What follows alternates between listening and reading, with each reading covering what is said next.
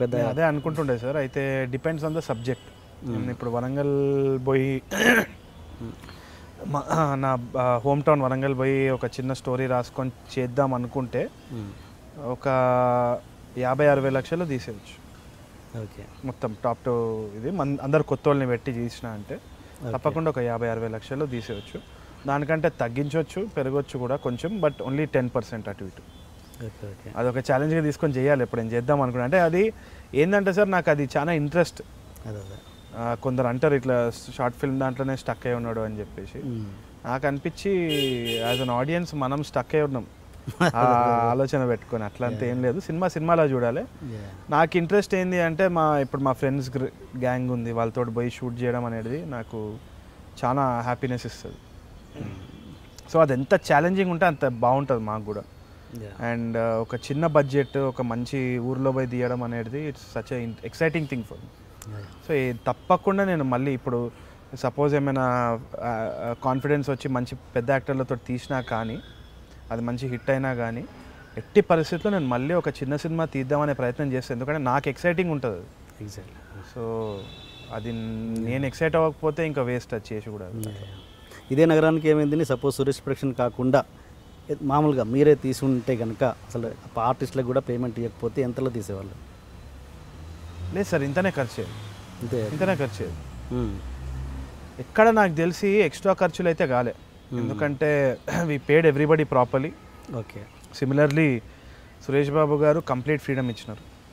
నువ్వు మొత్తం your a part producer in this అని అనుకో అని చేసేయమని చెప్పినారు. సో డబ్బులు వచ్చినాయి, చేసినాం. పెళ్లి చూపుల కంటే ఎక్కువ ఖర్చు ఎందుకు అయింది అంటే, it was my first outdoor shoot. Goa by shoot చేయాల్సి వచ్చింది. గోవా పోయినప్పుడు డెఫినెట్గా మనకు డబుల్ కాల్ షీట్స్ పడుతుంది, అందరికీ తెలిసిన విషయమే. అండ్ ఆల్సో అక్కడ స్టే అవన్నీ పడుతుంది. అది కాకుండా దీంట్లో కొన్ని టెక్నికల్ ఆస్పెక్ట్స్ వైజ్ మనం కొంచెం ఎక్సీడ్ అయినాం. ఎక్కడెక్కడ అంటే అనమార్ఫిక్ లెన్స్ అని ఒక లెన్స్ కిట్ ఉంది. Okay. So that is expensive. అది కాకుండా రెడ్ కాకుండా ఆరియాలెక్స్ అనే కెమెరాతో షూట్ చేసినాం. అది కాకుండా సౌండ్ డిపార్ట్మెంట్లో ఈసారి మంచి డబుల్ ద బడ్జెట్ ఉండే, double triple the budget, actually ఎక్కువనే ఉండే బడ్జెట్. ఓకే. ఎందుకంటే Singh sound equipment was top notch. ఈసారి పెళ్లి చూపులప్పుడు చాలా తక్కువ బడ్జెట్ ఎక్విప్మెంట్ తోటి చేసినాం. ఈసారి ముంబైలో బెస్ట్ ఎక్విప్మెంట్ తోటి చేసినాం. సో అది ఒక హాలీవుడ్ ఫిల్మ్స్లో ఏ ఎక్విప్మెంట్ వాడతారో ఆ ఎక్విప్మెంట్. ఇప్పుడు ఇంకా దీనికి చాలా వరకు డబ్బింగ్ లేదు మొత్తం అసలు లేదు. Total film there is no dubbing. ఒక 5% ఉంది, ఎందుకంటే కొన్ని డైలాగ్స్ యాడ్ చేసినాము లాస్ట్లో. ఓకే. సో అది స్టూడియోలో చేయడం జరిగింది. కాకపోతే ఏదైతే సెట్ మీద డైలాగ్స్ రికార్డ్ చేసినామో అవే సినిమాలో కూడా ఉన్నాయి. ఓకే. సింక్ సౌండ్ వల్ల వచ్చే ప్రాబ్లమ్స్ ఎట్లాంటివి అంటే, ఇంప్రవైజేషన్కి ఛాన్స్ ఉండదుగా, అనుకున్నట్టుగా చేయాలి కదా? అవును సార్, అంటే ఇంప్రవైజేషన్కి ఎక్కువ స్కోప్ ఉంటుంది సింక్ సౌండ్లో. ఎందుకు అంటే నేను రాసిన డైలాగ్స్ దీనికే ఇట్లా స్టిక్ అయి ఉండాలి అని చెప్పేసి మనం యాక్టర్స్కి చెప్పని అవసరం లేదు. సో ఆ ఫ్లోలో ఏదో వస్తే అది చెప్తారు, ఫ్లోలో చెప్తారు. కాకపోతే దాన్ని మళ్ళీ కంటైన్ చేస్తాం మానిటర్లో. ఇంకోటి ఏంటి అంటే, నేను మానిటర్ వెనకాల కూర్చున్నప్పుడు నాకు వీడియో ఇంకా సౌండ్ ఫీడ్ కూడా వస్తుంది. So I see and hear the film before the film is done. Okay. So నాకు ఒక క్లియర్ ఐడియా ఉంటుంది ఎట్లా వెళ్తుంది స్టోరీ అని చెప్పేసి. సో అక్కడ ఇంప్రవైజేషన్ డెఫినెట్లీ స్కోప్ ఉంటుంది. ఇంకా ఇంకోటి ఏంటి అంటే, మీరు సపోజ్ డబ్బింగ్ చెప్తున్నారంటే ఆ యాక్చువల్ ఫీల్ అనేది పోయే ఛాన్సెస్ ఉంటుంది. ఎందుకంటే ఆ త్రో ఆ వాయిస్ క్యాప్చర్ చేసే ఆ టోనాలిటీ ఆఫ్ ద వాయిస్ అనేది రాదు. కొంచెం ఇట్లా అనుకొని చెప్పడం అవన్నీ కూడా చిన్నవి. It will make a huge difference in the natural sense of. So అదైతే దీంట్లో క్లియర్గా తెలుస్తుంది ఆ ఎఫెక్ట్, రియల్ ఎఫెక్ట్ అన్నది. అది ఉండాలనేసి నాకు ఇష్టం. అట్లా చేయాలంటే ఇష్టం. అట్లా ఇప్పుడు ఎంత సింక్ సౌండ్ చేయాలంటే ఎంత బడ్జెట్ అవుతుంది ఓన్లీ సింక్ సౌండ్కి? Again depends completely on the story sir. అంటే ఇప్పుడు నాకు దీన్ని చెప్పగలరా ఈ sync sound budget, only sync sound budget? Sync సౌండ్కి పెళ్లి చూపులు లాస్ట్ టైం ఒక 13 లక్షలు 3.5 lakhs ఎక్కువ అయింది. సో ఐ థింక్ అరౌండ్ 4-5 lakhsలో అయిపోగొట్టినాం అనుకుంటున్నాం సింక్ సౌండ్ అప్రాక్సిమేట్లీ. దీనికి డెఫినెట్లీ డబుల్ అయింది, 13 lakhs వరకు అయింది. కాకపోతే దోస్ 13 lakhs ఆర్ నెగ్లిజిబుల్. మనం ఇప్పుడు కంపేర్ చేసుకుంటే పెద్ద పెద్ద బడ్జెట్లు సినిమా చేస్తున్నాం కాబట్టి అది నెగ్లిజిబుల్. ఎందుకంటే అది వద్దంటే మనం డబ్బింగ్ చేసుకోవచ్చు, కానీ మళ్ళీ తర్వాత మీకు ఆ న్యాచురల్ వాయిస్ అయితే రాదు. So it's a risk well thought of well calculated risk. అవును, డబ్బింగ్కి ఎంతో కొంత పెట్టాలిగా, మళ్ళీ ఒక కనీసం ఒక 3-4 lakhs అయినా అవుతాయి కదా డబ్బింగ్. ఇక ఎక్కువనే అవుతుంది అనుకుంటుంది, around that much. Yeah okay. దాంట్లో ఇంకో పాయింట్, మామూలుగా మొదటి సినిమా సూపర్ హిట్ కొట్టిన ఏ డైరెక్టర్ అయినా రెండో సినిమాకి పొల్యూట్ అయ్యే అవకాశాలు ఇండస్ట్రీలో ఎక్కువ ఉన్నాయి. మొదటి హిట్తో కొత్తగా కార్ వచ్చి చేరుతుంది, ఫ్లాట్ వస్తుంది, అవకాశం ఉంటే అమ్మాయిలు వస్తారు. అంతకంటే ముందు వాళ్ళు ఏం చేసినా సూపర్ అనే భజన గ్యాంగ్ పక్కన చేరుతుంది. వీళ్ళందరి మధ్యలో ఫ్రెష్గా ఉండే ఒక కొత్త డైరెక్టర్ ఆలోచనలు పొల్యూట్ అయ్యే అవకాశం ఖచ్చితంగా ఉంటుంది.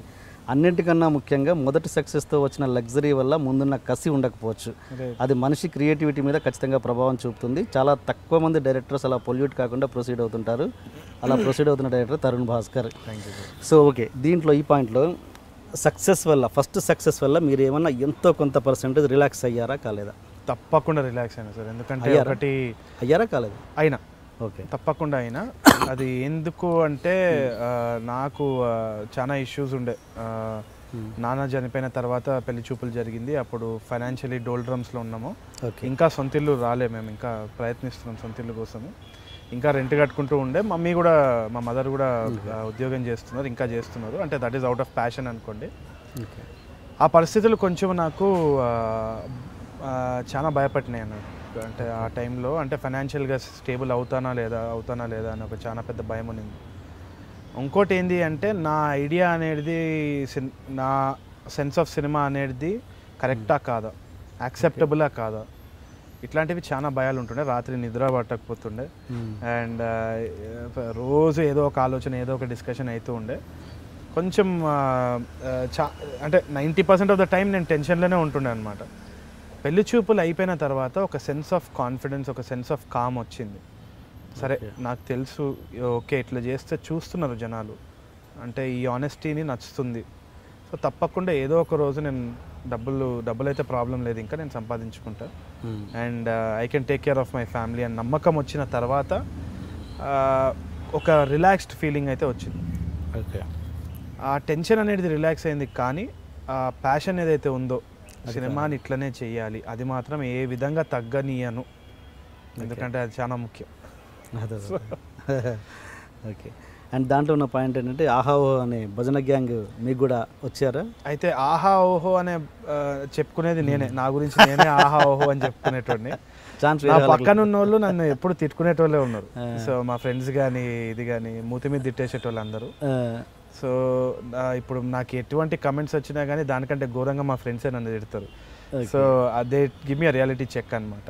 ఇంకా మై వైఫ్ లత వచ్చేసి ఎప్పుడు కూడా ప్రాక్టికల్గా ఏది ఉంది ఏది కాదు అని చెప్తుంది. సో అదైతే అయింది. అంటే డెఫినెట్గా ప్రైజెస్ అనేది వచ్చినాయి పెళ్లి చూపుల తర్వాత. పెళ్లి చూపుల ముందు కూడా కొన్ని షార్ట్ ఫిల్మ్ చేసినప్పుడు చాలామంది అప్రిషియేట్ చేసేటోళ్ళు ఉన్నారు. కాకపోతే అవన్నీ నేను విని ఆనందించేసి వదిలేస్తా. My major test is friends, family. So వాళ్ళు కొంచెం చాలా యాక్యురేట్గా క్లియర్గా చెప్తారు.